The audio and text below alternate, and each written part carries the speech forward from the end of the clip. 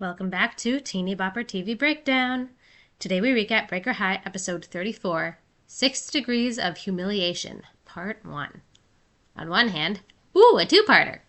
On the other, my secondhand embarrassment already has its guard up. With only 10 episodes to go until the series end, suppose it's about time for a doozy. We start with a previously on Breaker High segment. This is new. It basically shows the timeline of Max and Cassidy's relationship breakdown and the potential of Alex and Cassidy starting something. What it does not show is Alex breaking things off before they could begin and going back to Ashley. Now that they're down to New York, Tony has plans to take all the students to a Broadway show. But he seems to be the only one excited about this particular musical. It's an adaptation of Chips, a 1970s TV cop show. Tamira comes on deck with a giant backpack containing pepper spray, a crystal that could double as a weapon, and all sorts of other protective gear. Again with this show leaning into its favorite stereotypes. This time the, "I come from Ohio, big city New York is scary." Sean tries to act all macho and say he'll protect her. Nice theory, maybe less reality. Alex comes into his cabin to find Max sullenly playing his guitar. Alex passes along a message from Ms. Mitchell that the bus to the Guggenheim Museum leaves in 5 minutes, but Loner Max is back and says he's not going. He bitterly asks Alex if his staying on the boat ruins some sort of plans Alex has with Cassidy. Visibly frustrated, Alex says, "Look, I told you, it was one time, it was a mistake, and we're both sorry." Max doesn't believe him and sarcastically wishes Alex good luck with Cassidy as he'll need it. Alex reminds Max he's back with Ashley now, and if anything happened with Cassidy, Ashley would kill him. Max doesn't respond verbally, but does push Alex against the door. Ever the wise one, Alex says, "I know you have your pride, man, but if you keep acting like this, that's all you're going to have." Max pushes past him and leaves the room without a word. In a quick conversation on deck, Denise shares with Jimmy that she's meeting up with her parents for lunch, given that they live in New York. Jimmy tries to invite himself along. Denise tries to shut that down, but we'll see if he actually picked up on it. In the taxi on the way to the Broadway show, Sean tries to show off his non-existent NYC knowledge to Tamira and Ashley and Tony. "Thank you, cab driver, for correcting him at every turn," and serves him right when he leans his head out the car window and immediately gets hit with pigeon poop.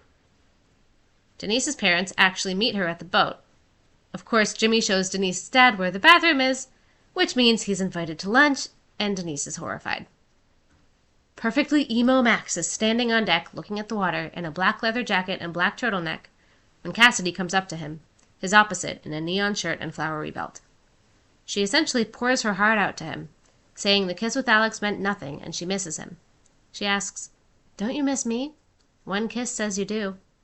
Well, they do kiss. Afterward, Max says, "I do miss you, Cass, I just think we're really different." He can't let go of the Alex kiss, which means Cassidy is once again back to not wanting anything to do with him. Ashley makes the cab stop at Bergdorf Goodman. At first just for an eyeliner pencil, but of course the crew comes staggering out with dozens of packages. This extended shopping trip means they've already missed the first half of the musical, and the packages take up so much room that Sean has accidentally left behind. Cassidy stomps into the coffee house and sits down with Alex. He asks if she and Max have patched things up yet, to which she replies, "I tried, but he's so stubborn." Alex tries to tell her he'll get over it, but in the next scene, we see Max with a giant duffel bag, presumably containing all of his belongings, and he says, "I'm out of here." At lunch, Denise begs Jimmy not to embarrass her, and the stakes get even higher when her parents bring a dean from Harvard, Denise's dream school, over to their table. When Jimmy stands to greet him, he knocks into a waiter who drops his tray of glassware. Not a great start. And then, when Denise is sharing about the cultural opportunities they've had through Breaker High, Jimmy cuts in with details she probably didn't want shared. But to her surprise, the dean recognizes that while academics are to be valued, sometimes the most educational experiences happen in the most unlikely of places with a wide variety of people. Seems that while running to catch up with the cab, Sean fell into an open manhole. We don't see that part, just the aftermath when he's scrunched in the middle seat holding Ashley's packages, and the cab driver is scolding him for causing a traffic jam. They've missed the entire musical at this point, but the lead actor supposedly signs autographs at the stage door, so Tony is at least hoping to catch that. Of course, this is when Sean realizes he doesn't have his wallet.